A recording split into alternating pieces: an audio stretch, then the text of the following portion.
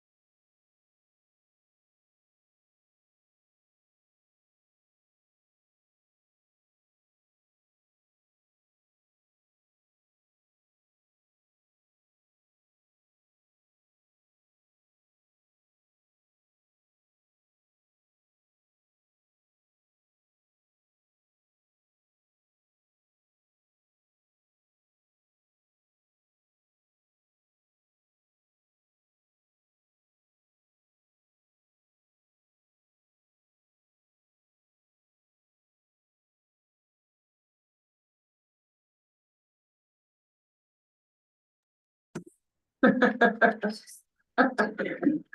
if you really need, if you can borrow mine.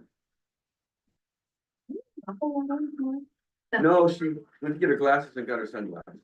I got the wrong. Are you serious? No, where? Mark, did you ever get your money? What? No, You didn't? no, They didn't give it to you? no, no. What about it? We're not nosy. No, sorry. Oh, the gala? He almost won a fabulous basket. And Yeah. he took it. Yeah, A I know. coffee basket. Was it coffee? Oh, wow. You're right. Oh, all Right. right. So we'll call the April 16th board meeting to order. We'll start with the pledge. Pledge allegiance to the flag of the United States of America and to the republic for which it stands, one nation, under God, indivisible, with liberty and justice for all.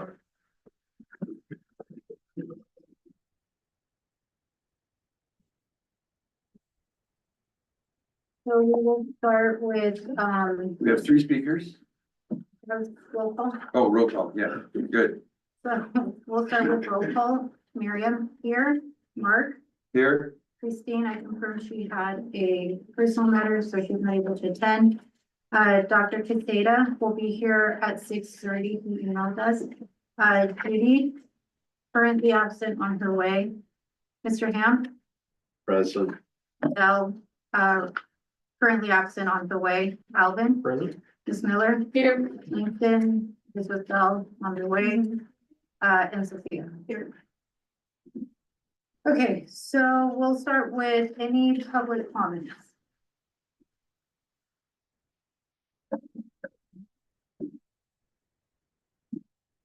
Do we have a time limit tonight, or is there, We would like to observe your time as best as possible, but, like I said in the last meeting, not in the habit of interrupting people, and I will stick to that. So if we can mind the time limit as best as we can, that would be ideal. So we'll start with, Cecilia. Oh, I'm sorry. Yes. Yes. Right here.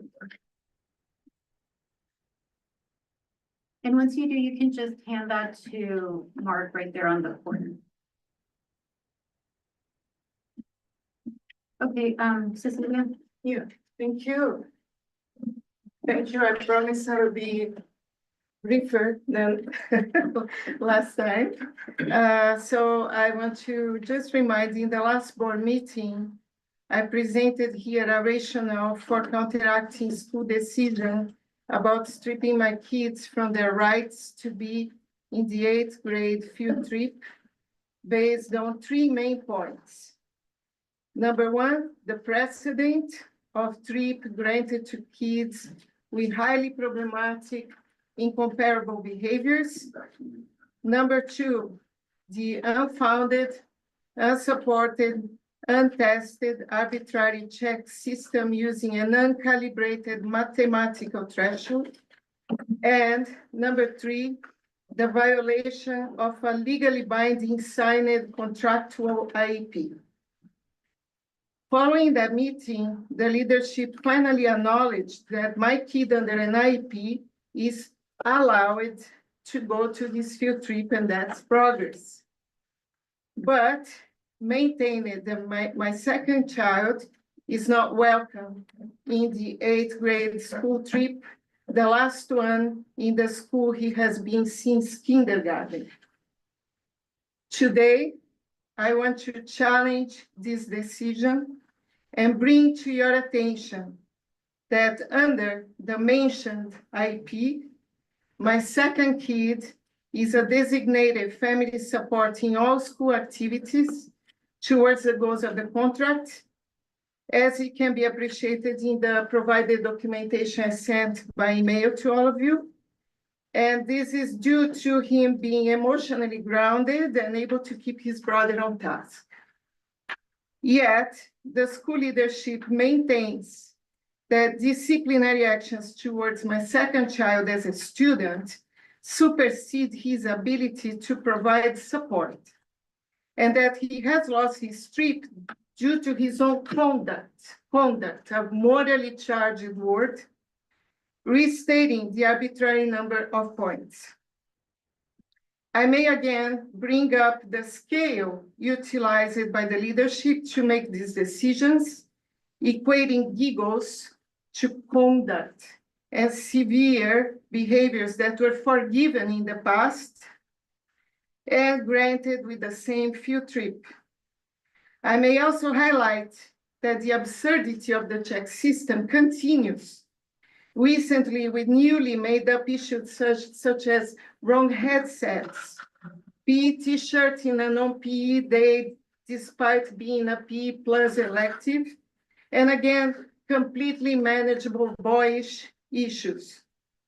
The IEP contract, which I repeat is a legally binding document, states that Oscar is the designated active support in all school activities defined in the document as any in and out of school educational activity led by school staff or associates.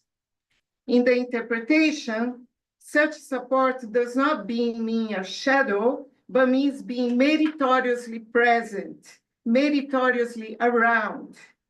Given that I'm not able to chaperone this trip, I appeal to this board to consider that the presence of my second child in the school trip is critical, if not mandatory. The sibling support plan comes with results of emotional and practical benefits, with literature-supported positive trends, and I have provided literature differently from the arbitrary measures that we have here. I may also highlight recommendations and instruction from psychology and law professionals assisting us in this matter and examining previous violations related to decreasing grades in assignments delivered within the time frame stipulated by the contract. And in support documentation that I provided, the IEP contract also stipulates that the general education team must receive orientation from the IEP team, which includes an independent psychologist, once a month. This consultation system is intended to train our educators in OTA for awareness on the details of all individual plans and not restricted to my child. Due to this and other identified deficiencies among the staff, and it needs to be enforced by the leadership, I must mention that so far, there is no documentation that our half days intended for training have been used for such.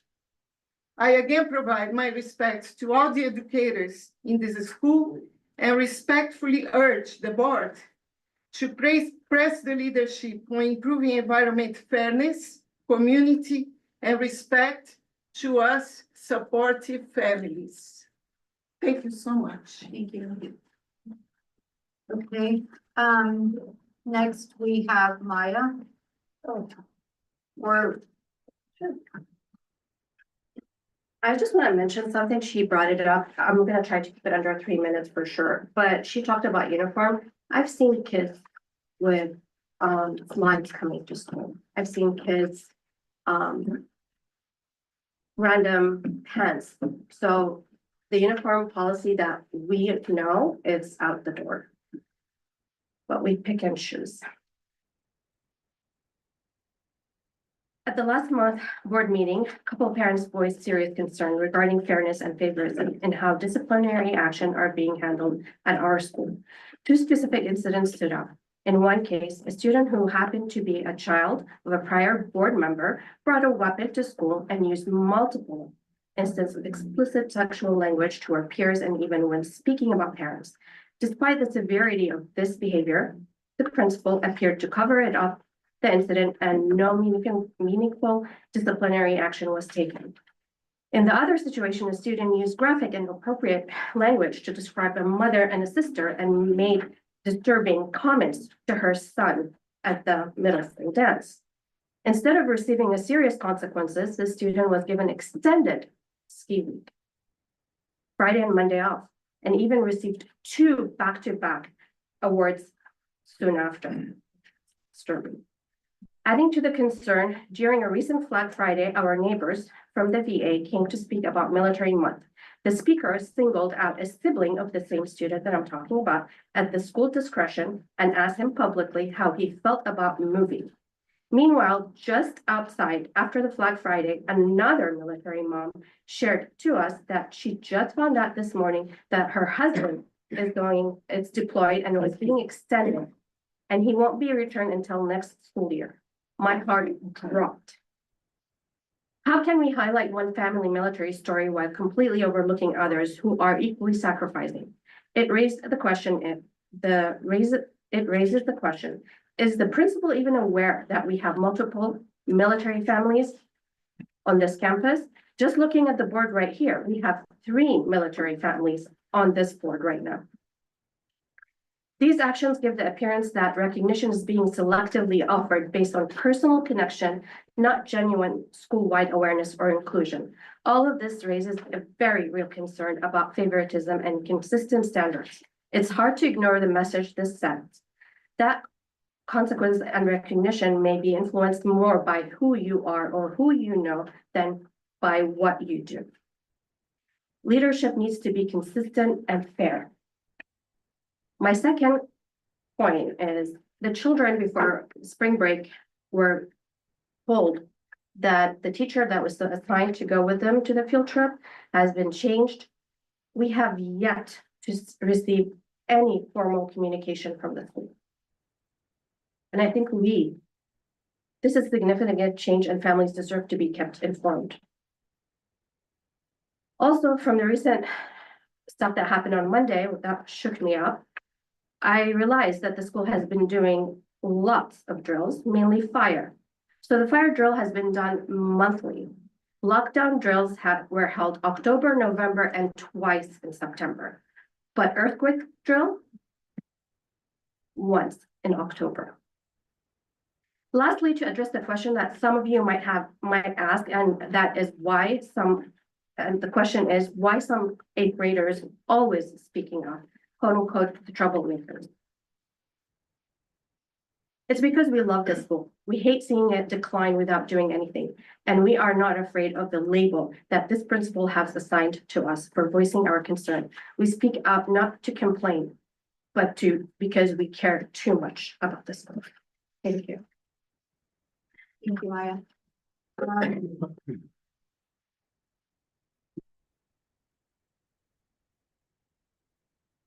Up next is Sophia and Lacey. We have the printed document.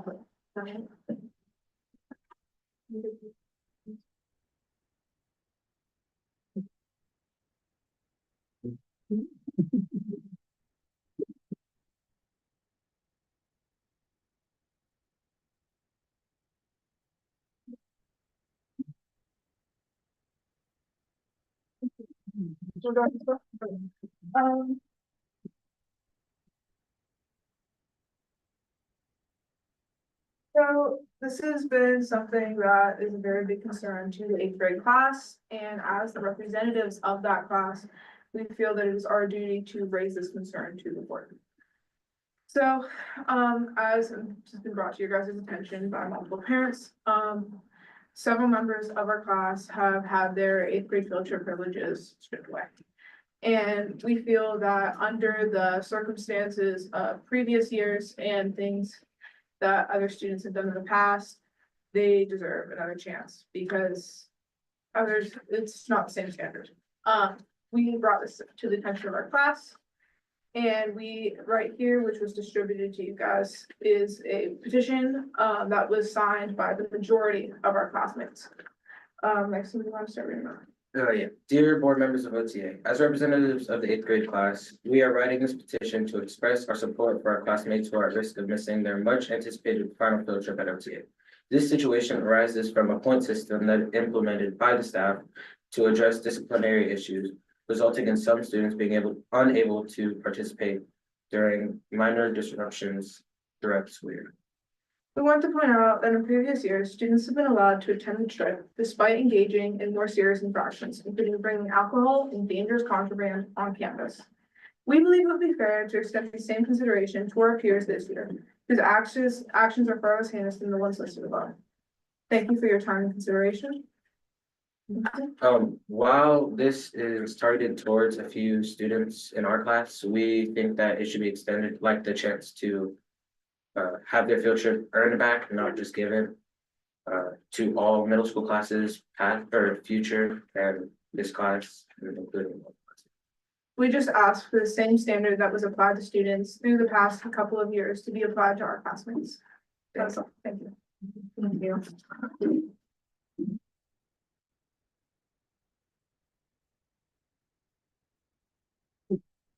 And we have Mr. Clifford.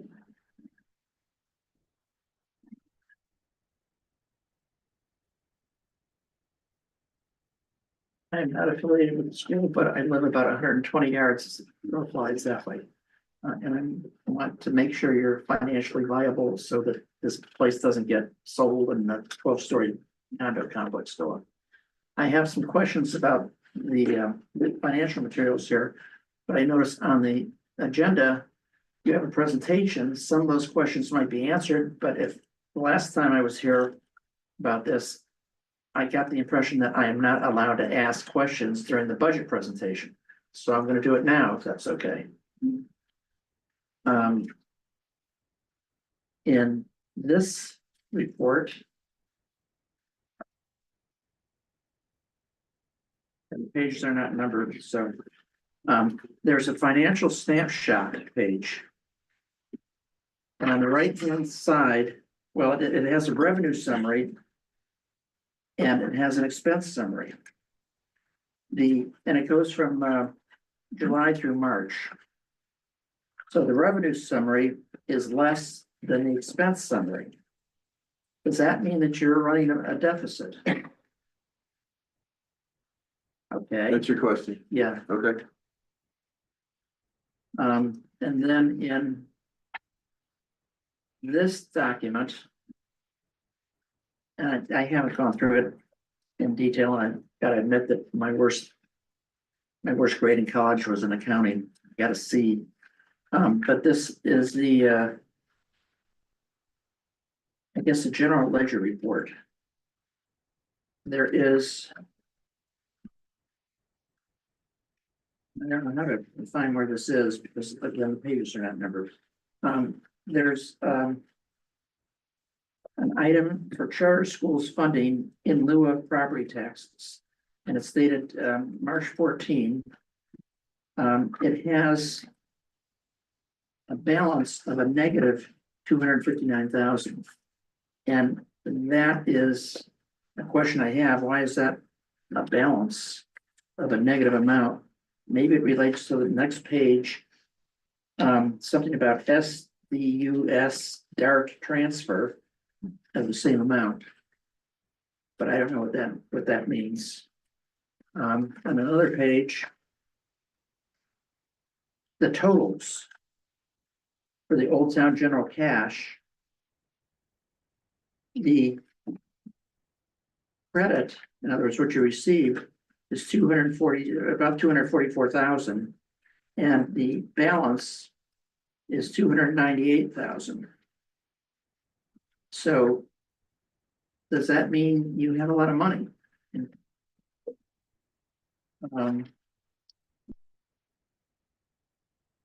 then something that was I questioned before last time I was here, and I didn't really understand any answer, and I'm not even sure I got an answer. Towards the end, for March 27, there are 3 entries relating to evidently the rent.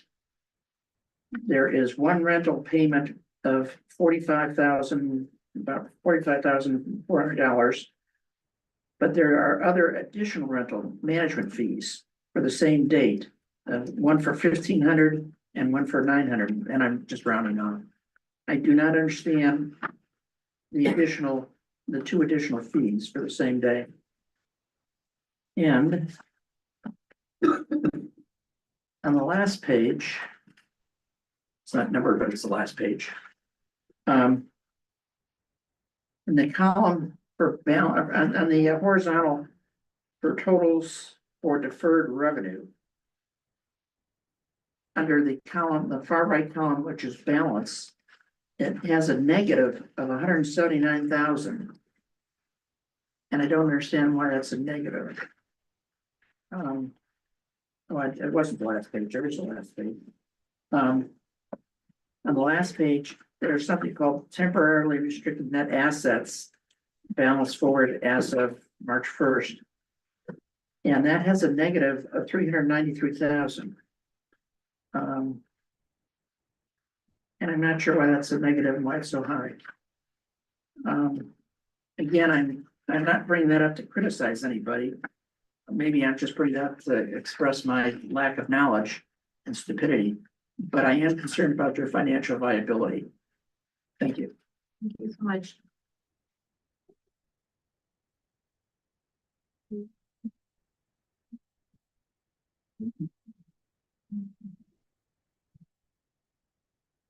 Okay, anybody else? That's it? Oops, sorry. All right, moving on, board member comments or correspondence? I look at you because you typically have something. I'm looking at you because you normally have something. I don't. Okay. I'll be quiet. All right, so we'll jump into reports and presentations, and we'll start with Sophia and Langston with the student report. Very short today. We only have 4 things. A request for more volleyballs. Coach has said he's out of volleyballs. There was some concerns about with the safety of the wood chips that are on the playground. I had multiple people in lower grades tell me that there have been injuries, based off of you fall, you get, hit by wood, that hurts. So that was just something they were wondering if there was a solution to that possibly, because the wood chips they say it's not safe. Some of the 5th graders have said that the bottom of the fence is a problem because balls can just slip underneath. And we're wondering if that's something that can be fixed. And then we know that iReady diagnostic and state testing are coming up. Is there any way we could get some more headphones for the classroom? Oh, and finally, this is a sore subject. A bunch of people wanted half day Fridays, so. I'll get it. What was that? You wanted what? A bunch of people wanted half day Fridays. Happy, okay. That's all. Can you expand on the headphones? Is that something that kids bring from home? They'll be or- purchased. We talked about it today. So is that something the school provides? Yeah. And do the kids take those home? Is that why they're missing? No, I think they're just, some of them are broken. They break very Yeah. easily. Oh, It's also like a health hazard to share, oh, they're in the ear? right? Isn't that something that if parents wanted to supply them, like for Yeah, instance? they can send them. Okay, because maybe you put that out, because I know, for instance, like many parents like to have them with the sensitivity to sound, that can't go too high to protect your children's hearing, and we don't know what the school is providing. But that might be something you want to let parents know that they can. How many volleyballs do you usually have? Well, I think we're out right now. Right. There's typically, coach will typically have maybe 2 in the accessible to students outside. But they go over the fence because, it gets hit in the air. It's kind of hard to get back. So they get lost a lot. What additional 12 that I donated. Okay. Any questions? Ms. Miller mentioned, health on the headphones. Do you guys wipe them down? Do you- I don't let them share headphones in my classroom. All of the iReady stuff has the on-screen captions, so if they don't have the headphones for my classroom, I just don't have them share any headphones because of lice and even the over-the-head ones would be a lice. So.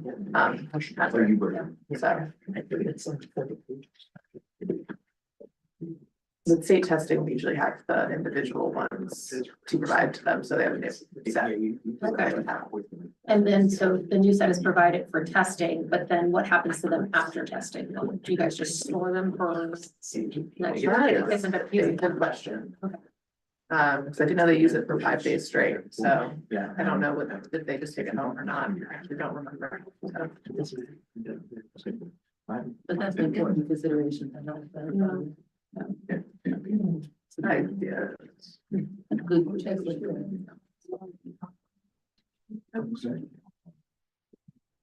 Okay, any other questions for Sophia Winston? No.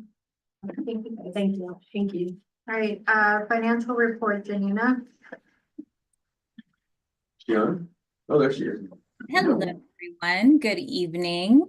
I'm going to go ahead and share my screen here.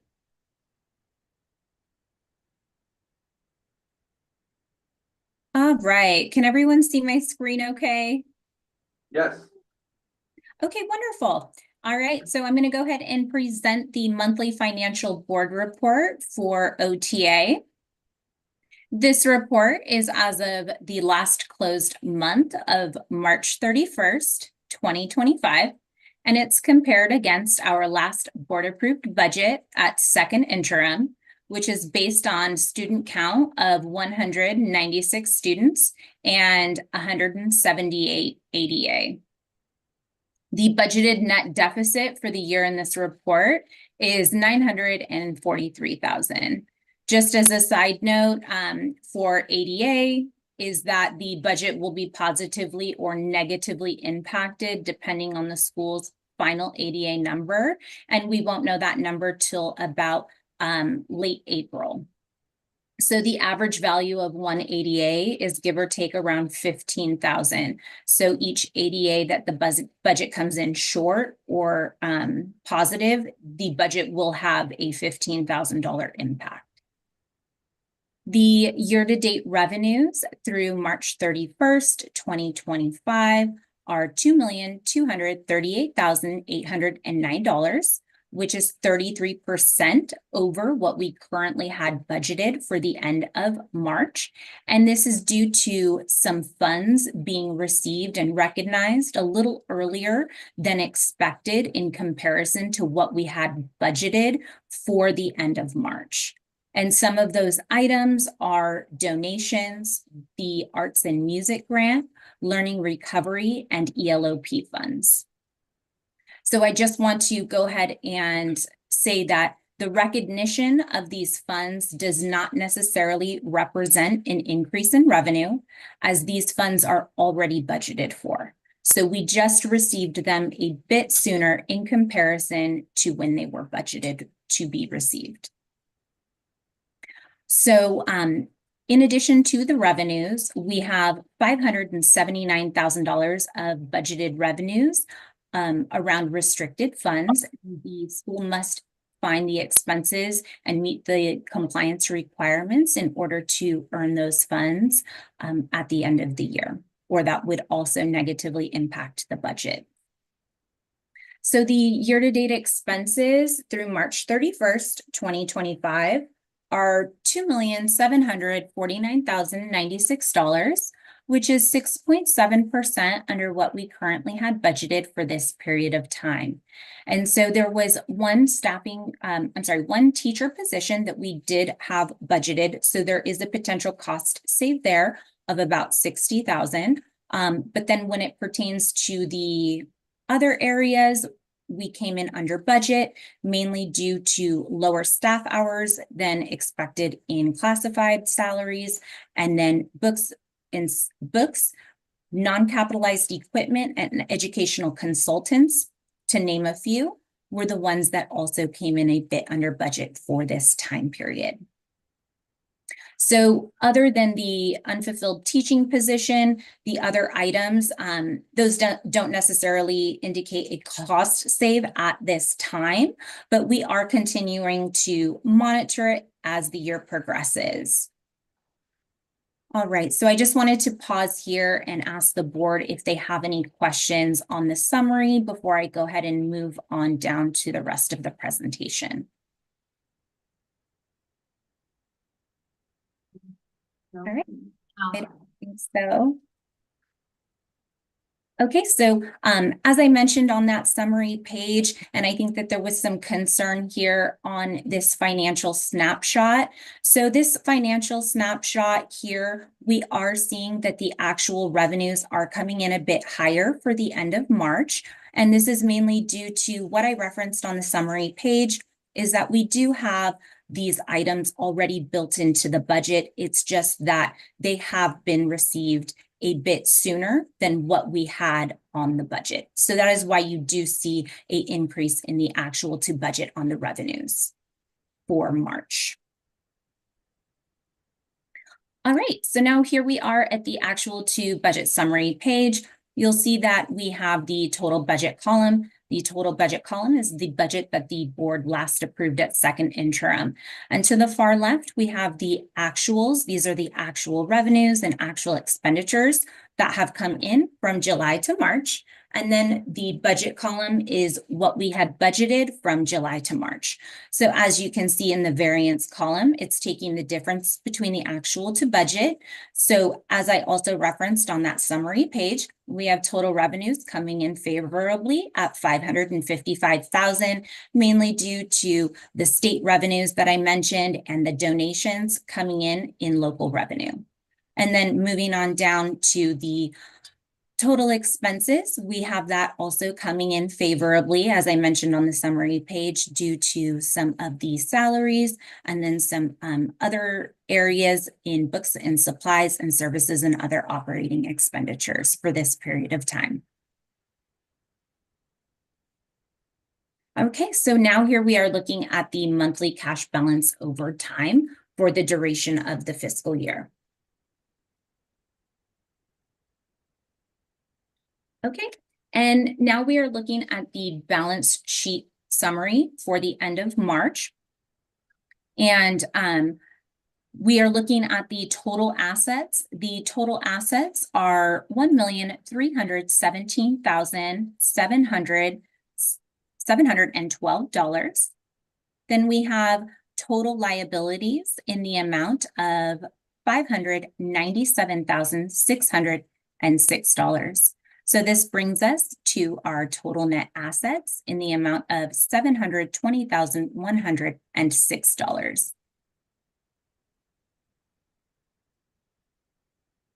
All right, and here is the restricted funds balances as of March. And then here we have some compliance pieces that I work on closely with Devin. Okay, and that concludes my presentation of the March Financial Board Report. I do have some other documents. Let me pull those up.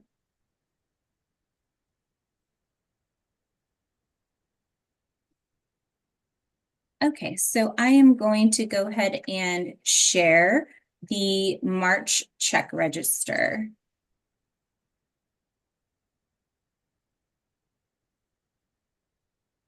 Is that this one?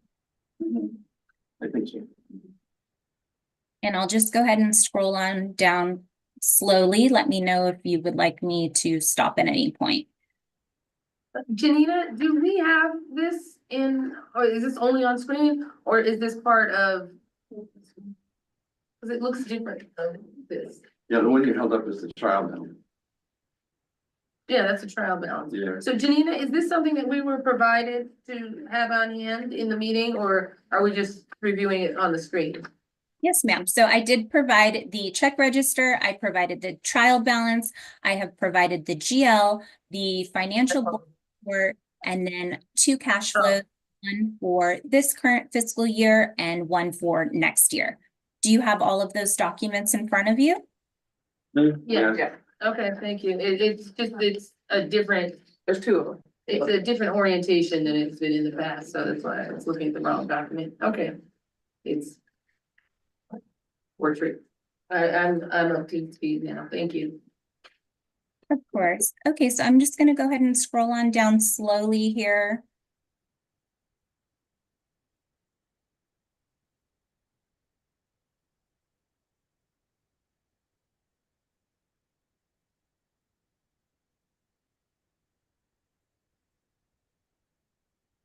All right, any questions on the check register before I move to the trial balance?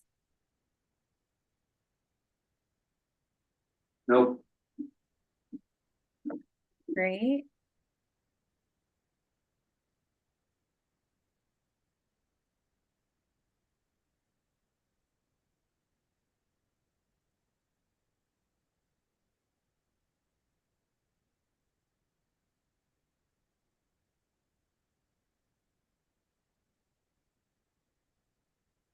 All right, so now here we are looking at the trial balance.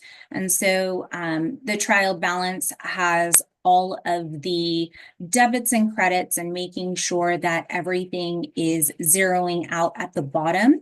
So everything from the 1000s all the way down to the 5000s is going to be everything on the income statement. And then everything starting at the 8000 series here going on down to the 9000 series is going to be everything that is on the balance sheet.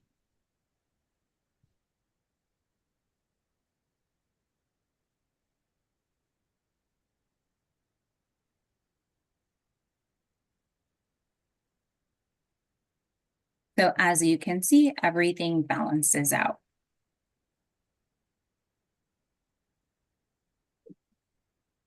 All right, any questions on the trial balance?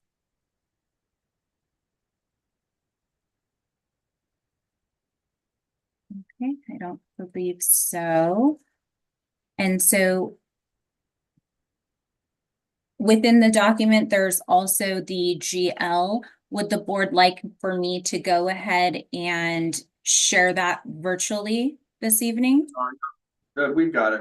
We've got it. Which one is that one? The general ledger. Okay, and then with that as well, you also should have the cash flows for this year and for next year. So that pretty much concludes my presentation for this evening. Unless there's any additional questions for me.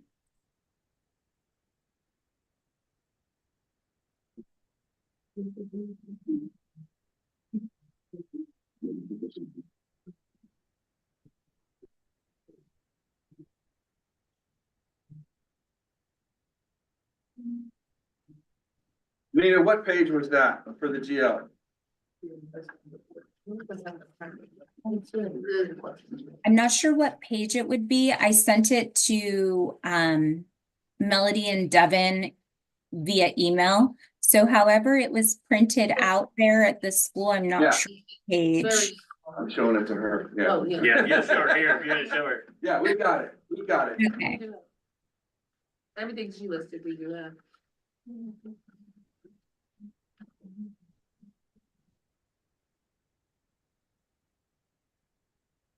Yeah, we need time to look through it, to have any questions, we can have them next time. Take your time, no worries.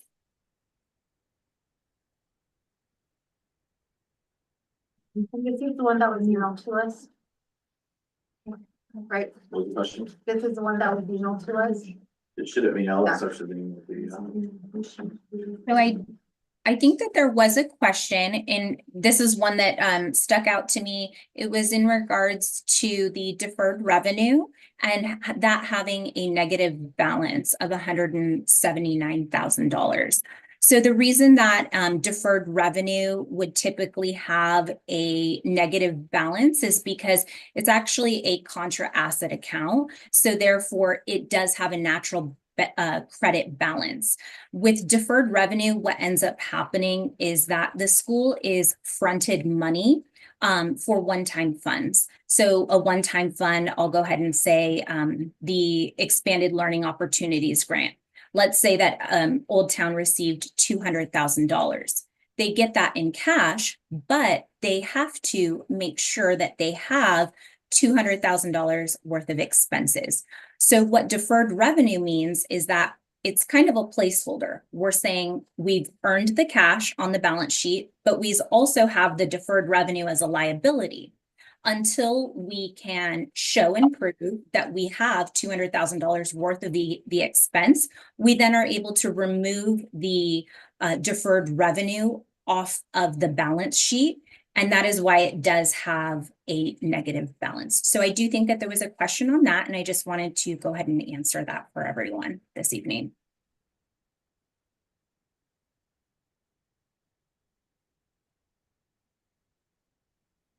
Any other questions for Janina? No.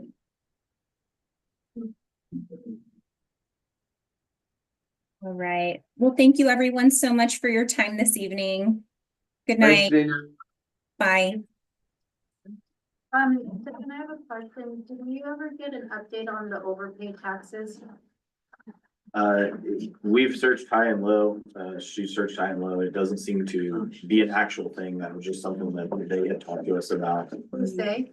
The leasing office, and we can't find anything for it, and the last conversation I had with Akil, who is, well, you met Akil, he's like I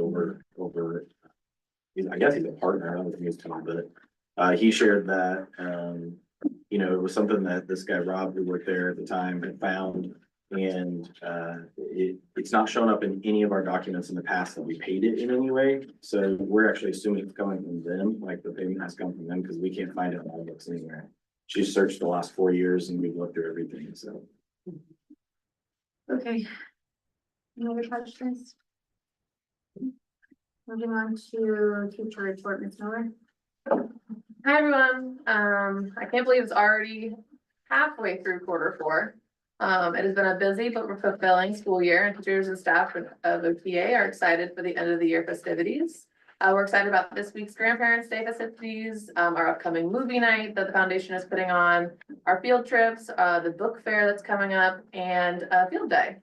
The staff would like to extend a thank you to the foundation for an outstanding gala this past weekend, and it was great seeing majority of our school board members there in attendance. This week, the staff was informed of a potential salary freeze for the upcoming school year. This would mean that we would not move up on the pay scale ladder and stay at our current salary for the upcoming school year. We were also informed of potential eliminations of staff positions to help with next year's budget. Although that we are pretty nervous about the eliminations, as a group, we understood why this was on the table, and we appreciated Devin's honesty with us during our meeting. We do ask that the earlier the staff can be made aware of what officially is going on, the better it's going to be for us to plan our future. One point the teachers have made after hearing of these possibilities of elimination of staff members, it would create more work on teachers as a whole. One light at the end of the tunnel for us is the possibility of adding minimum days to each week of the school year for the 2025-2026 calendar. The teachers and staff are asking for the 2025 parent survey to be approved and sent out to the OTA parents by next week, so we can review those results next school board meeting and then make a vote during next school board meeting. Thank you.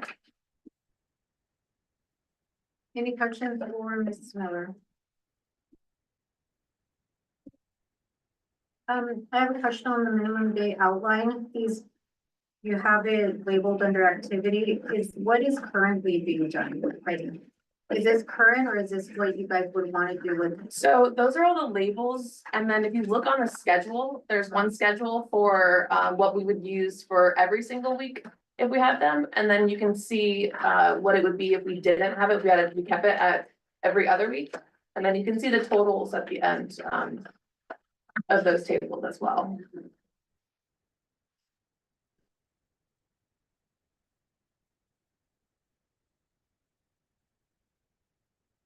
They are referring to this packet of something.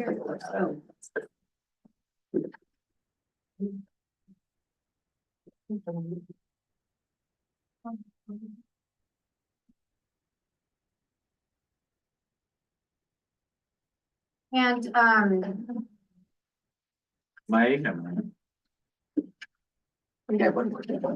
know a big topic of discussion was whether or not the survey should be anonymous. I know that both you and Devin felt that it shouldn't be, whereas some of us felt that it needed to be in order to get accurate and honest, open feedback without parents feeling like they need to hold back. I know you guys stand by you feeling that it needs to be not anonymous, and that Mark was going to, did Mark, did you ever connect with Connor? No, I didn't. He hasn't reached out. Uh, he didn't reach out, I didn't. What we were thinking was it could still stay anonymous, but only one or two people could be the ones that are reviewing. Like a neutral person could be the one that reviews it. So then we can make sure that only, Right, but I don't think, how would you define neutral? Like, who would be the neutral? I think that that's something that we could discuss. Okay. Like, I don't know if the parents would see anybody really as neutral. And that's the concern. I know for myself as a parent, I wouldn't give honest feedback if it was not anonymous. And I think that's what we need is honest and open feedback with true, feelings of how, like, to be able to gauge how the parents truly feel and not just saying what they think the school wants to hear. I just don't know how we could protect the one parent answers 16 times, giving their honest feedback. Whereas the opposite side, I could go in and answer it 19 times. How would we be able to? Well, Mark said in his email that there's a way to make sure that we limit it anonymously to one email, one account, like. It's very easy to make emails though. Right, but at some point we have to trust the parents and the families to not think that they would spend their free time making up fake email accounts to vote on. But in the same term, can the parents trust that the neutral person would be the one that's relaying the feedback and keep it anonymous? Well, one thing I just wanted to point out is I too think that it needs to be anonymous. And I think we're a small community, so I think it's hard to find what we call neutral or person that really isn't involved in the community that would be reviewing it. But a second point I think that's important is, I think this is not just per se a vote. Usually when we send these surveys, you're not going to get 100% participation, but I think it's information gathering. And we can find out just sort of from parents who think it's a good idea and why, parents who might have problems and why. Maybe even we find out that the majority is against it, but they raise problems that we can address readily. Well, then it would be something that would be able to do, but we can't get that information until we survey the community and sort of find out what, if any, concerns there are. So to me, it's not necessarily a vote, but we need to gather the information from the community to see what concerns are. And I think that's important, but I think that we've got to do it in a way that parents aren't afraid of, this impacting their personal student and their, opinions of their student or their family. I think we're just not to agree to disagree on this. I think that most schools do this with anonymity, don't they? Like if there's a survey that's being sent to families, like this is not it doesn't seem like this is an unreasonable ask to try to create anonymity for families. So on the converse of that, what is the concern other than someone creating multiple emails? I just don't know how we would be able to gauge the accuracy of the data if we are keeping it Is there a way anonymous. for us to then take an email per household and just send it and we just get one response per household? Well, that's what I would want, would be one. But then why would we be concerned about an email being created if we're gonna just send? So if you send it to my email, why would you be concerned if you just sent it to me that somehow there's gonna be another email on? But my you household? could answer the survey She's multiple saying times. that she thinks parents would go. Isn't there a system that could limit? Yeah. Like you only. Yeah, have one if I can, response? I think this is solvable. Yeah, But you could get another email though. but only if you sent another email. That's fine. Is what I'm thinking, like. Yeah. I haven't been given any information on something that would have been capable of that, and I asked for that last meeting, and I haven't been given any format of how we could do this. I think It's there just was been like kind of supposed in to- the air that we could do it, Yeah. but I no think one's there was ever told supposed me to how be to a do it. connection made between Mark and Yeah. Connor. That has not been. That was about the data, about getting the parent list together. Yeah, I got And, that. and the anonymity Yeah. of it. The anonymity can be achieved with IP address tracking. And Yeah. Dr. Casino. And Yeah, there's just I could there's like speak, I 8 mean, ways to there's disable. multiple ways of just doing anonymous surveys, and it's not through email, through IP, just. I think it'd be through Survey Monkey, that's an area that I work a lot on my doctoral students in terms of surveys and survey instrumentation and how you do it. So I would actually volunteer to work, who's ever working with this, because I was looking at the survey itself, and there's different ways in terms of, again, accessing the data and how you might want to address it with Joyce Epstein's 6 typologies of family engagement, or Robert Constantino, who does a lot of work on that area, or I think last year I donated my book on equity partnerships, family school community engagement. That's an area of expertise that I have, that I would be more than happy to work with you, and yeah, that anonymity piece shouldn't even be a discussion. We do it all the time, for data collection. Sir, what would be the timeline? I guess. Well, I don't know, but I'm telling. Well, we need to It needs to go out. Nothing needs to be, and I guess it needs to be approved today. That would be. Yeah, just in time, so we get enough for the parents to be able to give feedback before the next board meeting. Yeah. That's what we're looking for. Was this gonna be an online Yes. survey? Mhm. I mean, Yeah, Good. I think it could be done tomorrow. Dr. I mean, Casino, just I'll reach looking- out to you and we'll connect with you. Yeah, so that I'll do- Cause it's, as long as you have the. Format are we gonna use? Yeah. What's the date that we're gonna meet to do this? Cause we need to do it, Yeah. is my problem. So that's what he's saying, like, I'll connect with him, the 3 of us will connect and we'll refer. When you have the email stuff, if this is the survey stuff, you're just converting it either to Survey Monkey or Qualtrics, and you're just adding the questions into the portal, and as the email sends it out, and they're the only ones that can respond. So you have all the emails though. So I we have have the the emails, emails, yeah. so it's just a question of where do we put it to Where we restrict put it, how do we keep it in? She's gonna help out with. Yeah, and so that Only sounds. the person What we- responded. The other thing that I would that have is bounced against the school's database of parents. Oh. Because there's, yeah, so that was, and I will call Connor on Monday. And connect and get that solved. Okay, so then I'll. The other thing that I would recommend would be adding demographic, not necessarily Mhm. demographic, that, grade level or this or that, because then you'll be able to get more data in terms of, well, are we talking about all the parents, or is it the I second grade didn't put parents? that are doing it, demographics, third they wanted grade, to keep fourth? it anonymous, so I could Well, have added. demographic is grade level. There's no nothing anonymous, but Mhm. grade level, that at least it can give you better data in terms of, well, here's what we need to address. Is it actually the 6th grade parents or the 2nd grade? It might be multiple parents who have multiple kids, but is it based on grade level? Mhm. So there's other ways to, Elementary and middle. yeah, right, just so to kind of- there's other ways to collect richer data. If you're gonna do the survey, might as well Yeah. it's a good do point. it in a way that you're gonna get data to be able to do that. And then I can, Yeah, I built surveys that were generate a 150-page report of personnel.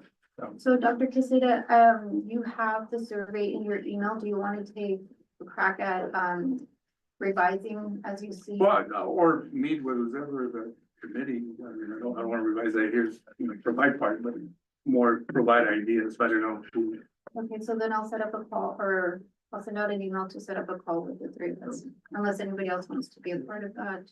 I'll participate in that, yeah. In other, have you sent other surveys using, do you use Survey Monkey, do you use Qualtrics or Google Forms. Google Forms? Yeah. That's anonymous. Yeah. As well. Okay. But you need an email and you can just create multiple emails to respond to it. So that's the problem with it. You can keep it anonymous, but you don't know who's actually responding. Well, I mean, I'm assuming you would send it to the email of the parents that we have designated, so if we go to, your email. Unless you're sending way- out a response to it, so I'm not sure in terms of. One of the ways it's done is it generates a code. Yeah. In the email that expires once the survey is taken. Yeah. So if you created multiple emails, you wouldn't have another code to go by to be able to enter it again. Yeah, it would only go to the person, Mhm. who we have the email, the parent, Mhm. or whatever, Jones. Right. at Gmail. So if we can just make a plan of what the format we're gonna use, how we'll keep it anonymous, how we'll make sure the integrity of the survey is upheld.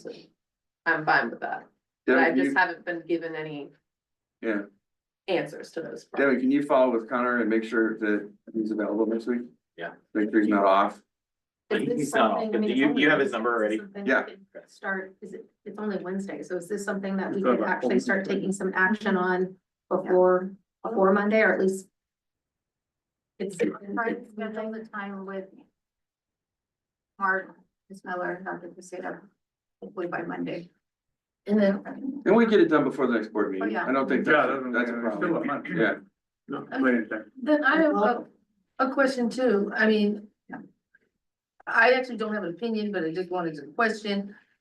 I don't know whether it's good or bad that we are combining the foundation survey with, I imagine the reason is to not bombard people with a lot of surveys. But Right. I don't know.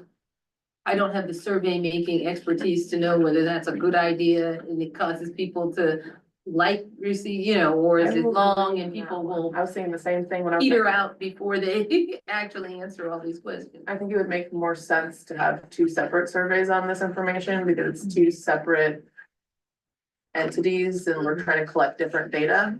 So I agree on that one. Okay, well, I was saying, I don't know, because maybe in fact, that seems like something maybe Dr. Quezada, your expertise could be lent to, is whether this is something we should combine or send separately. It sounds like you have experience with data collection and what's most effective, so that I just raised Not a that. long, not a long survey. No, it's Okay, not very so, long. Yeah.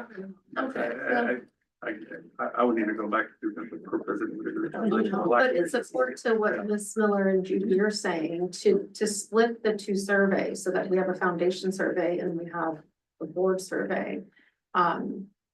It could enable foundation to then add a field that asks them, would you like to be in contact or volunteer on? Because that's kind of what we're looking at. Oh, is you could put activities. one on there that You can says do for that the anyway. foundation too. I mean, that's. well, no, but saying like, we're not- that one maybe not anonymous. Yes. No, you say, you put in there, if you would like to be contacted, Add your send email. it, send an email to this address. Right, but that's another step that they have to take versus putting the responsibility onto the board where they can just type their email or their phone number. If they whatever don't care enough to send an email, then I, how badly do they want to be I'm contacted? just saying ease of use. Well, right? and And I'm also just looking at the foundation being a nonprofit and supposedly a separate entity of the school. I to can just tell you have- that there's lots of demographics on the internet about, or statistics, that the fact that surveys are going down in popularity. People are just not, there's so many of them that they're just not doing them anymore. If we hit them with a couple of surveys, the second one's gonna get less attention than the first one. So let's go to them half days first. The other way, the other way we've done it is, again, it's anonymous, but then like they, what we're trying to do with our students, they want to then do a focus group, so they send it out to their 30 parents, and then they want to interview 5 of them. They'll have a question, would you be interested in participating in a focus group? Yes, and if so, please put your email. So now it doesn't become anonymous because they're the ones that volunteer to say, yes, go ahead and contact me and then do it. Just on Tuesday, I had a student center doctorate dissertation on family school community engagement, particularly working with advocates as parents, Black parents working with students as advocates, specifically with Black students. But splitting the email from the results, then the two data, the two pieces aren't connected. There's no way to know what the one person with the email said. Yeah, this is more if you want to get a focus group to then get to have a conversation. Again, it's relevant, because I see with the half days, that part of our focus is achieving solutions to go towards being able to have them. So, not so much a vote, like 40 parents said this and 41 said that, and we're a divided community, but can we see the concerns of all 80 parents and see how we can address those to have a solution that many people are happy with and, meets the needs of most families. Typically, what you'll get are the people that care at each end. People who have a big problem with it will respond. People who don't have a problem with it will respond. Well, the fill in the blank responses are gonna be the most important for us, so you can why they're responding, how they are. Well, I think we have a plan for what Yeah, we're you gonna could do. also put in, Let's do it. a gift card, to get it, at the end, it'll be a draw for $50 or. Can I speak to a solution? I apologize, we can't take, I am sorry. Send email to him. No, it's gonna be too late. Anyway, okay. I'm so sorry. I'm an attorney. I've been an attorney for since school district for 40 years. I work with surveys, including students and board members, and but you don't want to hear it, so never mind. No, we want to hear it, we just are not able to hear it per our bylaws. So, if you want to send me an email tonight, one of the moms there can give it to you, or, I'm sorry. Thank you. Okay, any questions for Ms. Miller? Office report, Melody?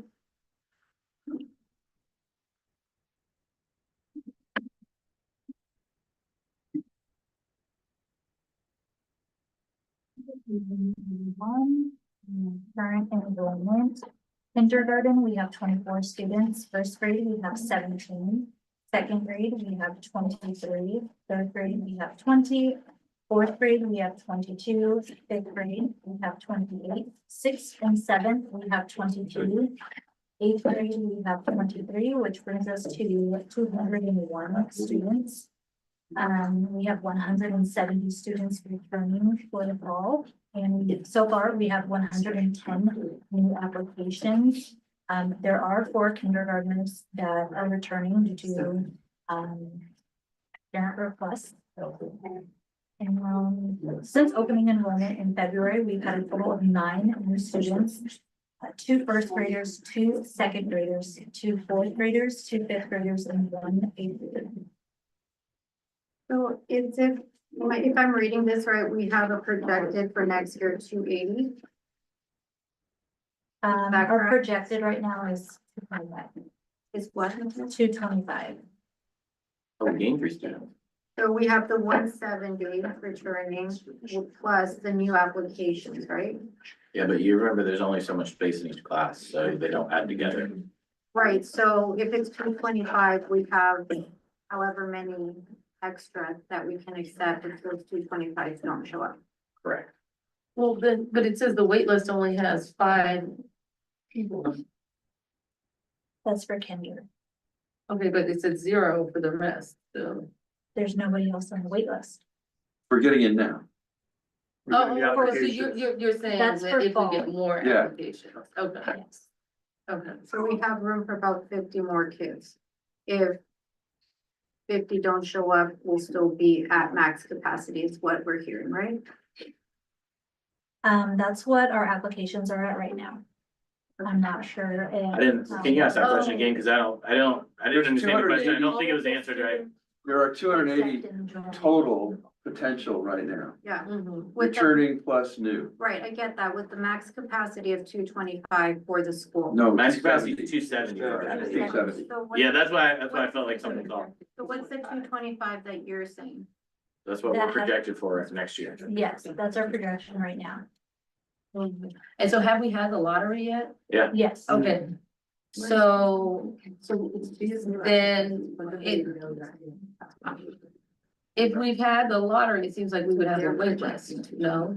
The wait Those are list would the be for 5 getting into students. school now, right? The wait list is for fall, so Oh, okay. we have 5 students so far on the wait list, and it's only for kindergarten. All of the other students did receive an offer. Okay, so but are they included in the returning students number then? If the returning students plus the new applications exceeded the classroom capacity, then you'd have a wait list. Okay, so the But they students don't. have been extended the offer, but we don't, so the line that we don't have here is how many of them have accepted?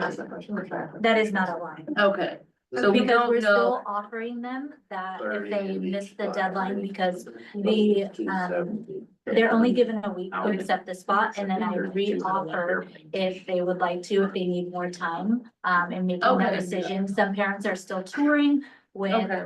Mr. Phillips and Mr. Watts. Okay. Some parents are new and so they haven't had a tour, and so they are waiting to do the tour to decide if they want to accept the offer or not. So this isn't even like students who have actually accepted. Can we add that line for the next Yes, meeting to see how many have actually accepted and not, so we have a more accurate number? yes. But keep in mind that that's still a projection.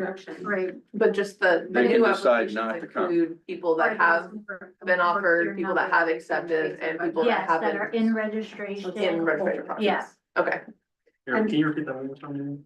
What you- To what Judy said, if she could add another column for the next board meeting for how many have actually accepted. Because out of new these, students.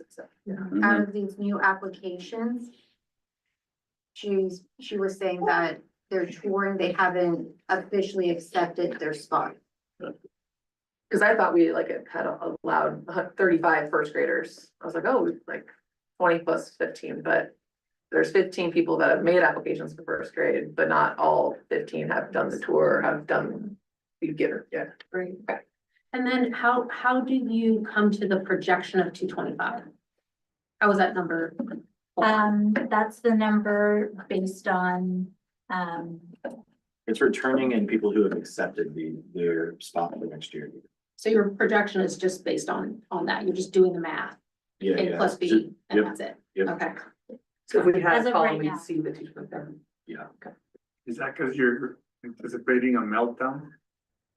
I don't understand that question. I hope No, not. no, not a meltdown. Yeah. It's- No, you protect 250, but at the end, because of. Oh, well, that's unfortunately what happened. You now get only 225. Yeah, That's that's what basically what I'm happened last year, so Yeah. that's the big concern. That's how I would, Yeah. yeah, Yeah. like I mentioned, it's 280, but after the meltdown, some are gonna decide not to go, so at the end, we'll probably end up with 225, which is still our target number. Last year, we were around, Dr. Quesada, last year we were around 250 when it was time to, like even in August, I don't want to say in July, August. But by the time everybody came, it was it was like right around 200. So like there was a big meltdown. Yeah, in terms of that was like more than I'd ever seen though. So that was a surprise last year. So we're hesitant to say much this year on those numbers because. And implementing ways to stay in touch with those families so that we don't lose them. Yeah. So when we do our budget projections like we did last year based off of that 250 number, we're gonna be doing it off the 225. Currently, yeah. Now, like that number's changed since the last I heard, because the last I knew it was 222, so we've gained 3 kids, so that number will continue to tick up, but there's always what he's defining as the meltdown factor, so.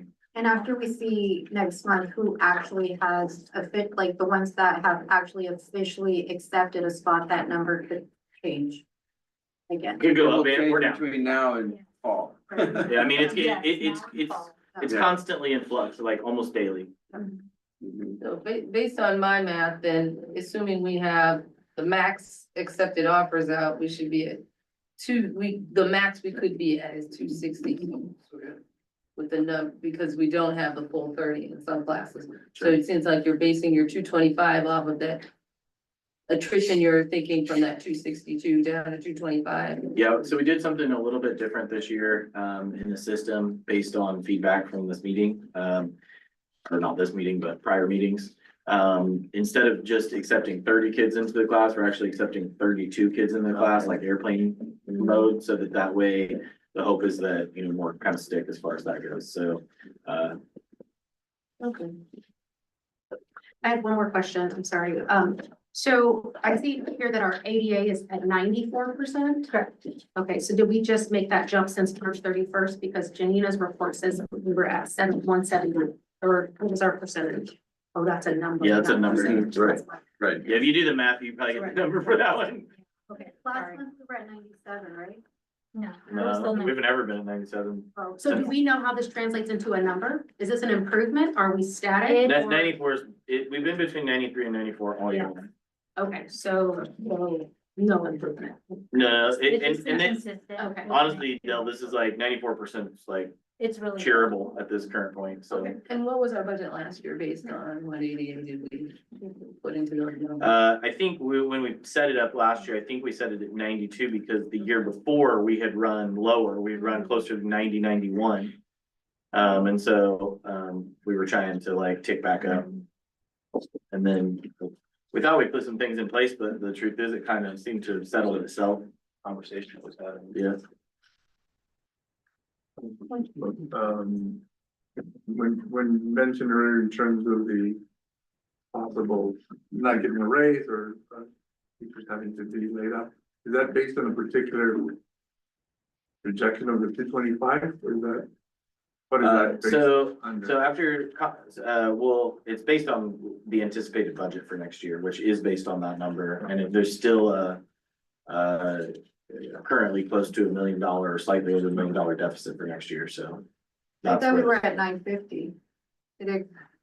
I'd say that's close to $1 million, so I think that checks out what I I said. thought you said over 1 million. I think I said close to or slightly over, because it was running over at one point. Some things have, we've improved some things as we've been working really hard to do that. Good. Any questions for Melody? You Okay, thank you.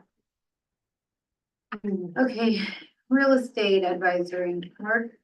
There really isn't much to Nothing to report, report. except for, We've got a on visit scheduled. the 28th, we do have a visit for the school board who would like to go see the building. You It guys is- are all in that email? Yeah, Is that the same date or? No, it, It moved.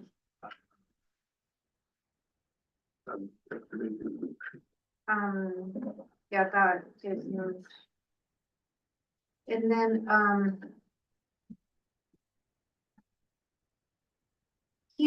Dr. Quesada was on that email, correct? he's on Yeah. the board email, so you should get it. Yeah, I don't know if I got the last one. I know there was a date change, but I can't recall whether I have them. Okay, So it's scheduled for Monday, the 28th. Yes, sir. 8 to 9 a.m. I think it's just 8 AM. I don't know how long we'll be there. Mhm. Yeah, I can be there at least two. Yeah, maybe 20 minutes, maybe an hour and a half. I have no idea what that's gonna be like yet. Right, board discussions. I do not have anything to discuss. Parent Foundation report, Carola. She couldn't make it. I was updated. She's still getting back from she got back last night at like 2 AM. I don't think she was prepared for, to provide anything, so we don't have a foundation report today. Okay. And do you know how the gala went? I did not. Nobody's notified me of that. As being there, I wouldn't guess that there was a lot of, like a big, I wouldn't guess it was a massive fundraiser. I think Mark and I kind of talked about that. But, you know, It's a nice Open event. though Until May, Yeah. so. There's a lot staying. It was nice, but Yeah. they extended the auction on it, so. And I know that, the foundation is going down to like Harbor to like basically, 3 places, right? Yeah. Yeah. To publicize some of these things and to, I think it's 2 places, so Harbor and then Pond. And, Oh, I thought there was a, right, Oh. I thought the email said 2, and I think they're asking students to, and parents to volunteer and go. yeah. Two places. 2 places. Oh, 3? that's what I thought. Okay. All right, principal report, Devin. Yeah, just, most of these things are pretty quick. Wanted, to extend a thank you to the foundation, not just for the recent gala. That was an amazing event to attend, but, I just know there's been a lot of ups and downs this year. And I just wanted to say thank you from the school side to all the foundation members who stuck it out, you know, banded together and continue to lift up OTA. I just wanted to say thank you. I think it's important to recognize that. On Friday, April 18th, we'll have Grandparents and Special Persons Day. Teachers do have like a specific time that they're sending out to parents to say like there will be an event in the classroom during this period of time. Parent or grandparents and special persons are able to be here. It's a half day, so they're able to be here the entire day. But if there's a grandparent, as an example, or a special person who has multiple people that they might see, they've set up kind of a targeted time to make sure that they can travel through those, so. Then we have a spring musical this year. This is a brand new thing to OTA, or at least since I've been here, it's brand new. I don't know if it was here in the past. Bob shaking his head no, so I'm gonna take that as a no. And so as we've tried to expand the music program, the goal was to, you know, first we got a winter program, now we're adding a spring program, and hopefully at some point we'll add a fall program too, maybe even next year. But the spring program is April 30th. It's at 5 p.m. and it's at the Immaculate Conception at and the theme is Motown this year, so I'm excited for that. I grew up on Motown. So. And I believe they're close to finishing the DVD of the mainly Mozart Youth Orchestra to present to all the students in Oh, that's cool. middle school. Okay. Also, there's an OTA book fair starting May 5th and extending to May 9th. The OTA Foundation will be hosting a scholastic book fair on the campus. Just kind of throwing that out there so everybody's aware of it. Then we do have middle school field trips coming up. All middle school classes will be going on their annual field trips. OTA's 8th grade students will be going to Yosemite from May 12th through the 16th. OTA's 7th grade will be going to Poly Institute the 14th through the 16th of May. And then the 6th graders will be going to Catalina Island the same days, the 14th through the 16th. And the only thing I'm asking you guys to take any kind of vote or action for tonight is the staff salary freeze that Ms. Miller brought up earlier that I discussed with the staff this week. OTA is experiencing budget issues and it appears that this will continue into next year. As part of the plan to kind of help rectify the budget, I am asking the board to freeze the staff salaries for the 25-26 year. This is a total savings of salaried employees, so this does not count our classified, but our certified. So it'll be more than this in total. The savings would be $22,942.64 to the budget. If OTA is able to correct the budget issues next year, this action can be undone. So if, for an example, at some point we find money or the budget is not a concern next year at any board meeting, we can have it in action to unfreeze that. And then we would be able to retroactively give back their raise for the year, which is clearly the goal that we're hoping for. That's the only thing I'm asking for action on tonight is a votable item. Are there any questions or comments about any of those? Any ideas if there is a freeze in terms of salaries? Faculty were thinking of applying elsewhere. I have not been notified that. We had a discussion on, was it Monday after school. I just was really open and honest about what was going on with things, let the teachers know. Nobody has come to me with that specifically. But I mean, it would be hard pressed for me to say that nobody listened to that conversation and didn't feel like they needed to start in some way. But I don't know the answer officially. I asked the staff, if anyone felt comfortable, if they had any negative thoughts, if it would be the reason they would leave, to let me know, so I can communicate that with the school board, because I assumed that question was gonna be asked, and nobody said anything about the salary freeze. They're more worried about the elimination of staff positions if their job is on the line. They understood that why we have to do the budget cuts, and so salary freeze wasn't the main concern of the conversation. But obviously if someone didn't feel comfortable telling me I'm gonna leave, if the salary freeze, like, it could still be out there, but I did say, hey, and that people did message me about the meeting, but it was mainly the elimination positions that were there. Some measure of this is also communicating to the district that we're serious about fixing our budget. So I shared that with the teachers. yeah, we all, nobody wants anybody to leave.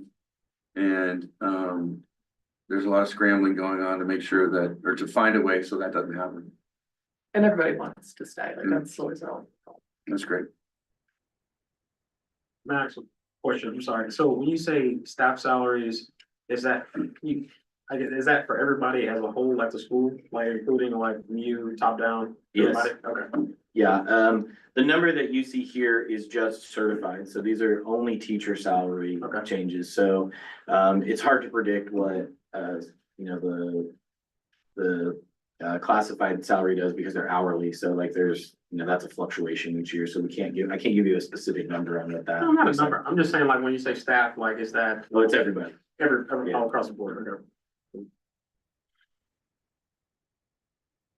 Okay, any questions?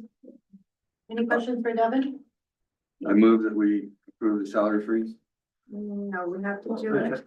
Oh, that's right. We haven't gotten to- Oh, it's part of the, oh, I didn't see. Yeah, it's part of the consent agenda. Got it, sorry. Mark, I love when you break your own. rules. Oh, my God. Um, Off in dreamland. I think we're gonna have to break it up too, because, No, yeah, I vote yes on some, but no on others, so. I don't think I could be in the vote for. Right? Yeah, so we Salary have to freeze, read yeah. it, because Yeah. oh, I have to leave that. yeah, that's good. Conference You office. No, you can stay. Okay. You can stay. Okay. just can't vote. But I just wanted to clarify, I mean, obviously. This is one, I guess, $22,000 or $23,000 cut, but we have. A long list of cuts that we're planning to make for next year, not just. Unfortunately, the answer to that question is yes. Okay, but I mean, but we're But in gonna all look for many, we're gonna look for many ways. I see you had said that looking for cuts with the goal of maintaining the integrity, educational integrity of OTA. So we should be considering whether we think each cut that cut maintains the integrity, educational integrity of OTA. You're Yeah, getting that Yeah, the break goal up is to, plan. My goal is not to impact any of the programming, so I don't want to take anything away that currently exists, especially like for the kids. So my goal is to be able to maintain all that and keep it running. But no, but there's gonna be, you're gonna be looking for other ways to save, not just in this one. Correct, but salaries are our biggest. It's by far our biggest, Right. So what would we say overall the dollar amount we're looking to cut is about? so if we're talking, so including this salary freeze. With the cuts that I am anticipating at this point, it's about a $300,000 savings. In the budget for next year. And we can, Okay. Any other questions for Devin? I just want to say one thing before we break. And I told this to the teachers, I think, and I'm actually not concerned that they know this, but I want everybody else to know this. I would never ask for something like this unless I felt like it was detrimental to our success and to be able to move forward. I would never ask, an employee to take less or to, that it was gut wrenching to have that conversation. So I just want everybody to know that this isn't what I want. It's just what I think is the only way that we can continue to survive. Okay, any other questions for Devin? Right, okay. All right, so we're gonna have to break up the consent approval individually. Or we can lump in together or one, well, 1, 2, 3. If you're gonna break them, I think you just break them up. the way you would do it is you would take a vote on the consent agenda. If the consent agenda doesn't pass, then you go to each individual items. That is one way we could do it, or we could do, as Mario suggests, and move one out, but I don't mind. Well, the published agenda to the public said it's all in one. Okay, so Do we need to do more research on this, or What's that? do we need to do more research on it before? That's- actually- That's, What is the, I guess I'm asking like, what is the, that's the standard. If you have a consent agenda, you take a vote. And if it doesn't pass, then you can go to each individual item. I'm saying, well, we could, fine, we can do that, or we could move an item out of the consent agenda, but we can do that, that take a bit more time, but I don't mind, I'm taking more time. The procedure would be to vote on the consent agenda, since that's what's on the agenda. So we'll take more time to do that. okay, so we have a motion to approve that. I move we approve the consent agenda. Second. Okay, all in favor? Aye. You do a roll call or no? Oh, Mark in favor, I'm in favor, Dr. Caseta in favor. Any opposed? So it didn't pass, so we have to split it Are up. we supposed to do good votes? Oh, any opposed?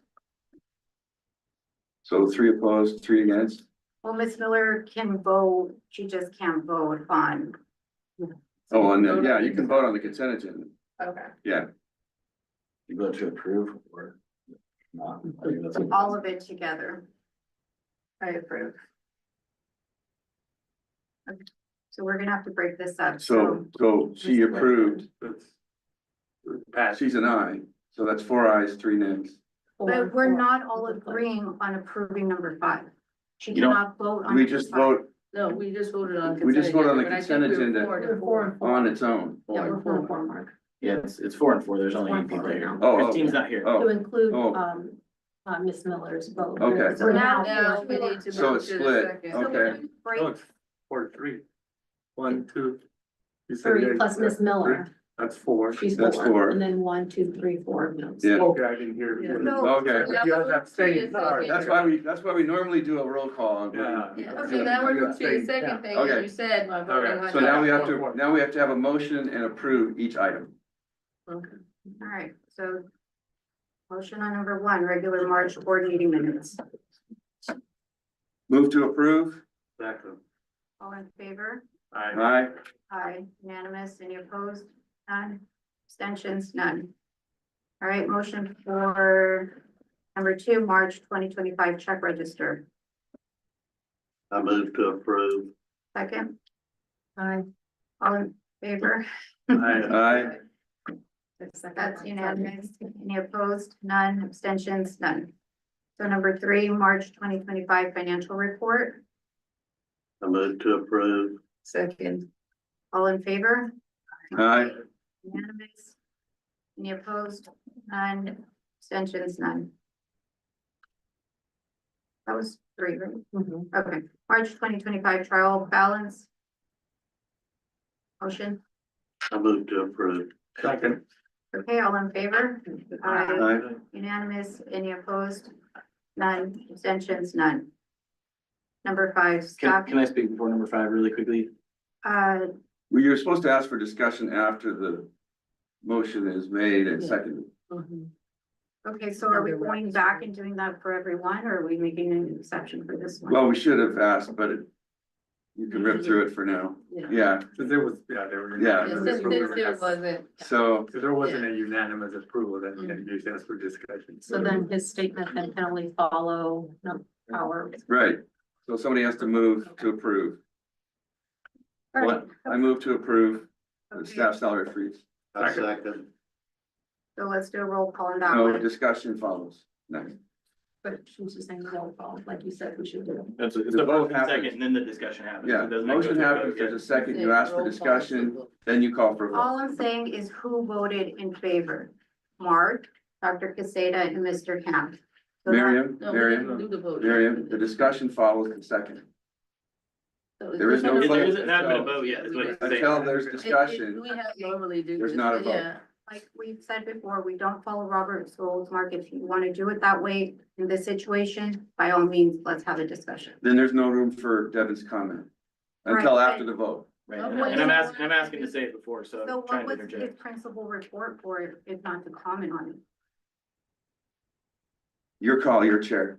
I mean, okay, Devin, go ahead and comment. I just ask that everybody understand that if there isn't a salary freeze, then I have to create contracts that have the higher salary on them. And when we sign them, they become official. So there is no going back from this decision. And I also ask that everybody on the board recognize that a teacher put in this position voted in favor of this salary freeze to help the school. I think it would be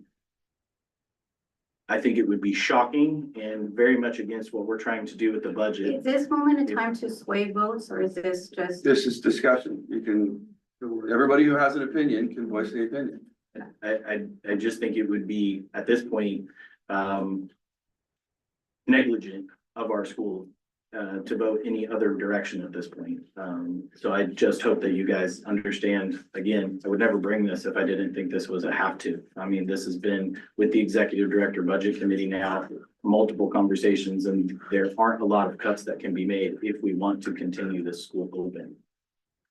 I have a question. Yeah. I So- agree. I think it would be very negligent of the board to not approve saving money, you know, as the dire straits we are in. Tell your question.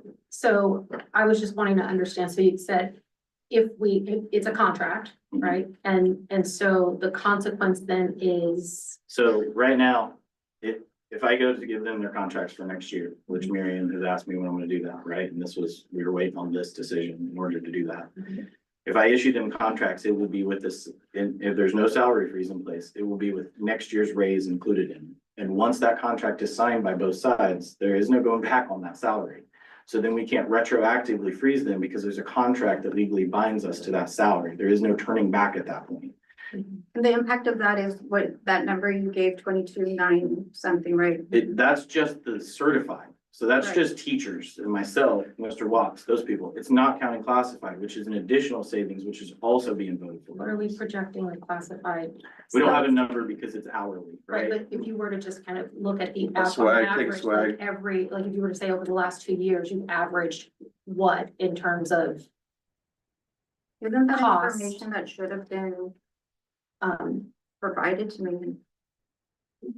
We need every dollar we can get. Can I ask, why are the people against the salary freeze against it? Honestly, oh, go sorry, ahead. I'm just gonna say. Being a teacher, which I am not one, nor would I think I would be a good one, is such an already extremely hard job. They are our children's future, you know, the majority of it. They did nothing to get the school in the financial situation that they're in. So why make them pay the consequences of this? I would say it isn't making them pay the I mean, consequences. that's exactly what it is. It's taking money out of their pockets, money that, you know, is already, in my opinion, lower than it should be. So why make them suffer for something that they had no part in Well, creating? But we don't have the money to give them. So We don't let's have that money. let's figure out. And the teachers were okay with this. No, we don't know that. Okay, so If it's Two between, if people it's, who were in that meeting, but if it's in between our school closing But a $22,000, We have to save everything. I understand. And she's right, it's between potentially closing. What- That's what we're talking and keep in mind, this is not necessarily permanent. understood, so. If we vote against the salary freeze, the contracts go out and get signed, No, I that's done. I heard If we vote everything for a you salary said. freeze, we can, understand. Still terms give them of- an increase. Yep, I yeah, we understand. can. You can turn around and vote for an increase, that's We right. can fix it. I understand everything that was said. So was the salary freeze included in the document we sent to the district? Yes, So it's like in our plan. it's part of our but plan, that's but they still get a premature. choice. No, they still get a, I mean, the board still votes on it, that's, and But the I'm just district saying knows it- that. Yeah, and that's what It's the just part doc of the says, plan. I think. Yeah, Yeah. that we were taking it to a vote tonight.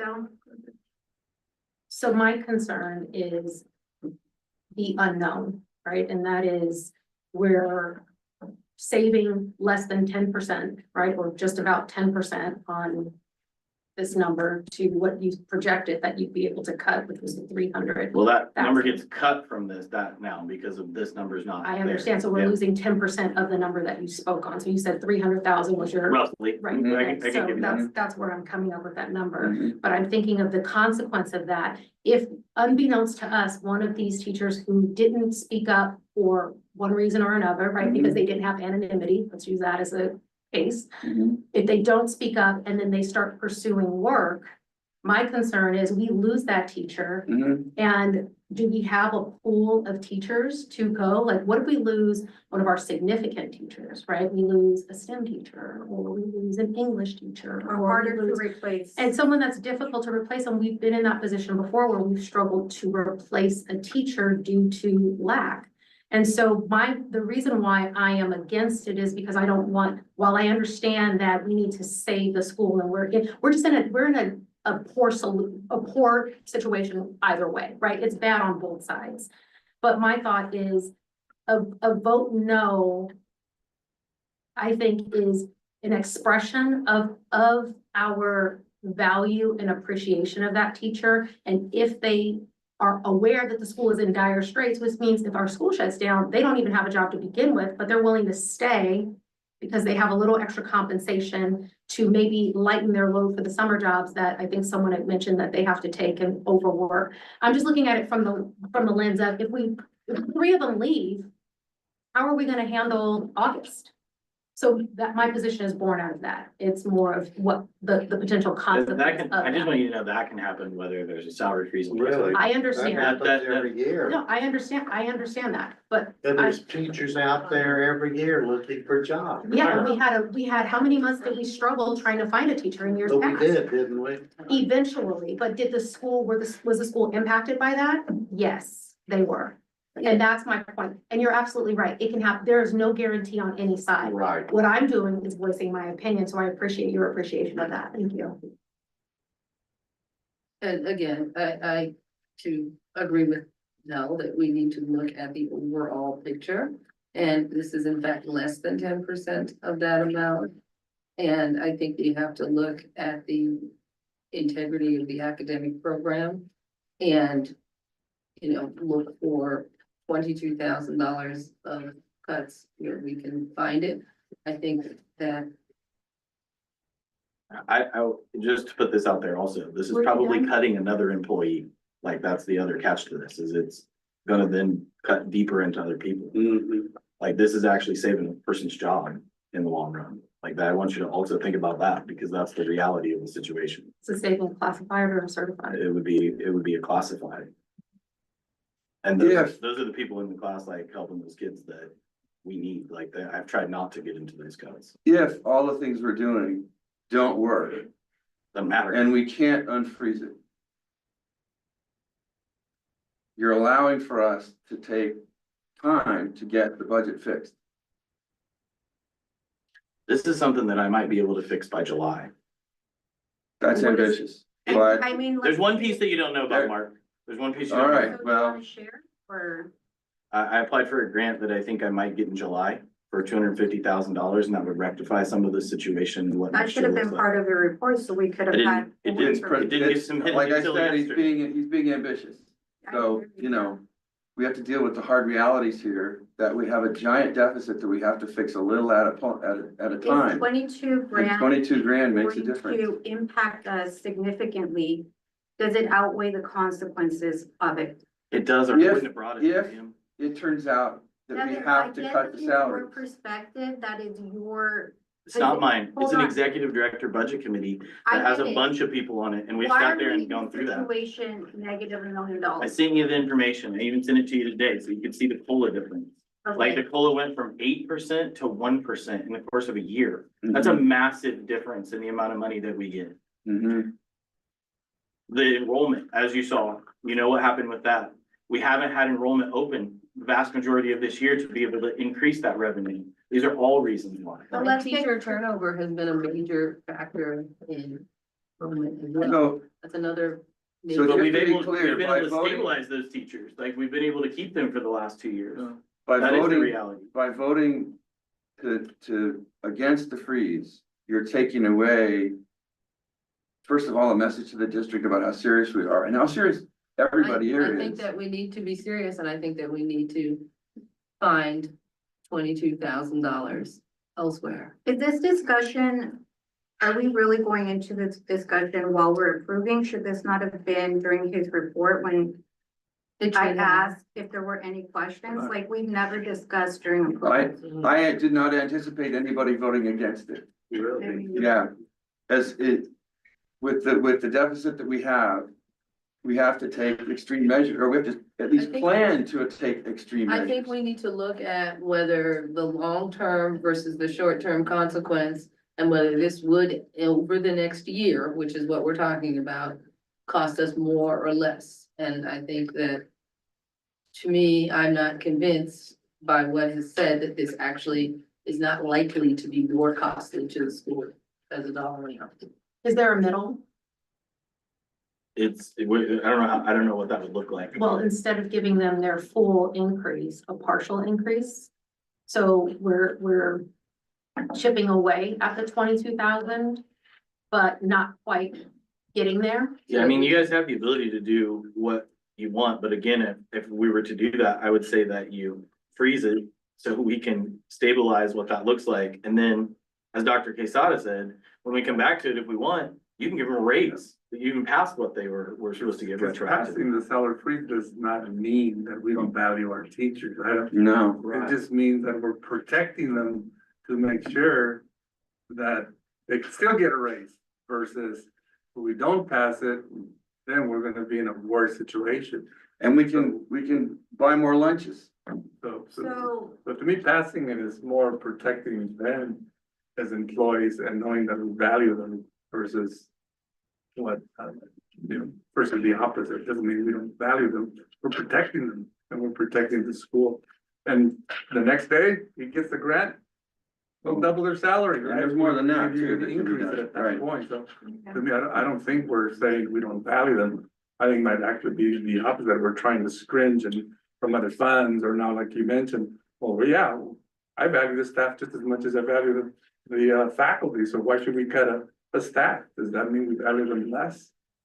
Okay, I think I appreciate everybody's input, difference of opinion. That's the beauty of a board. We get to vote on it, express our individual opinions. For future, I think discussions like this should be done when the topic is brought up and the question is asked, if there's any questions or comments. I think we should just vote on it, and we have a motion to, You already have a motion. I want You a just call for motion the to vote. amend the motion, You want to amend it? yes. You have to get a, okay. There was technically already second, so there has to be a vote on this first, and then there can be a Yeah. new something brought up as an amendment. No, she can amend it. Oh, she can? I She didn't know can that. amend it. I apologize, my bad, I didn't know that. Yeah, The amendment has I to be too am very accepted. right, right. He has to, So state your amendment. he has to accept the friendly amendment. Right. If he doesn't, then you gotta Right. vote on what's on. That's right. Can I ask a quick question before we go Sure. there? I thought that Devin presented before a motion was made on this. He asked. He if could presented speak before. he presented the plan Right. and nobody had any questions. No, Nobody asked I'm him any saying questions. as we. It when was we parsed discussion. Out It was these a discussion. approvals. Uh-huh. I'm not talking about this discussion. I'm saying Oh. as we parsed out these approvals and Miriam went one by one, 2, 3, 4. When we got to 4, Devin said, can I speak before you go there? In We actually section should 5. take a vote. because this And is so there discussion. was nothing, there was no, No, I moved and Bob seconded and then he said vote that. on it. Discussion, and now it's a vote. And then you wanted to go to a vote. Yes, but I now made a motion to amend. So state your motion or amendment. I am, well, two ideas, but the first is that motion to amend that we postpone the vote till the next meeting. Which also pushes salaries, just a heads up on that, like, the contracts, I mean. I mean, Okay, so then instead, I want to amend that we, instead of having a freeze, that we cut the salary scale to have a happy medium. but at whose discretion? Yes, to accept. the Okay, amendments. If we want to do it So- by 50%. So let me be clear. State your amendment one more time. That I motion to amend that we have reduce the salary scale of the teachers by 50%, the scheduled increase. So that there is a recognition of our appreciation, but also a recognition of our need to preserve the school. And that we look for this much smaller amount of savings elsewhere. That's Yes, that's what it is. Asking. Are you accepting? No, Okay. You are not accepting a middle ground? no, I'm not accepting, no.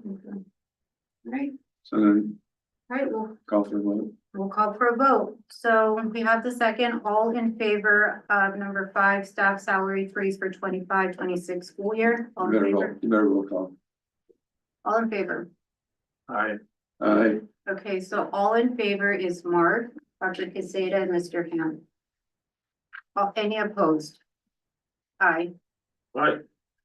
All right, opposed is Dell, Miriam, Judy, Calvin. Abstentions? None, or Miss Miller. She can't vote. can't vote. Well, that's an abstention. Oh, it She does count abstains. as an abstention? I didn't know that. No, she abstains. Okay, so abstention is Miss Miller. So we are voting to not freeze the staff salary for 25-26. Okay, so now I want to make a motion to vote for a 50% decrease in the salary scale for next year. So we have an increase, but at 50% of the amount that it is now. Okay, Does anyone second? I second that. Okay, all in, can you say that one more time louder? Motion to approve a salary scale increase, but at 50% of the currently listed salary increase. I'm not sure if you can actually make the motion if it's not on the agenda. Yeah, I think- Okay, so it's What not. would have happened in this, in order to. No, no, get- you can't, you can, there can be, there. We need to make the new salary scale and then approve it? Well, you would just Because the divide it public in would not half, be you're aware asking of for the- 50%. Well, it's true. We have an agenda as this. I think so The anyway. public. No, because the hasn't- public is not no, aware of, aware. there's no one to speak Oh, on it, yeah, you can't, what could do is. Accept that friendly amendment, then. Yeah. we would have been able to vote Mhm. on that. oh, that's right, because the public wouldn't know. So you So have to we put can- that on the agenda for next month. You could put it next month. But that would delay the contracts. Yep. The teachers just asked that they wanted to be as quick as possible. So we would have to have a So we have a special meeting First meeting. to. Okay.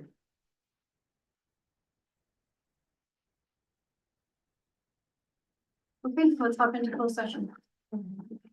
We'll take like a 5 minute.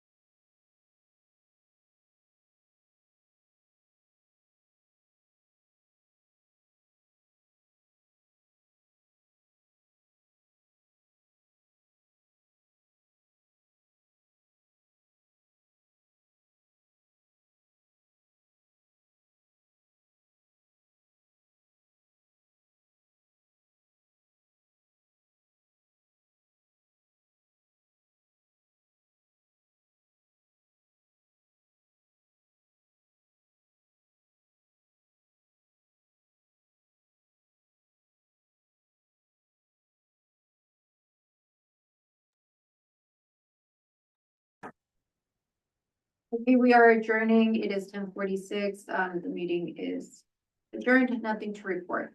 Thank you.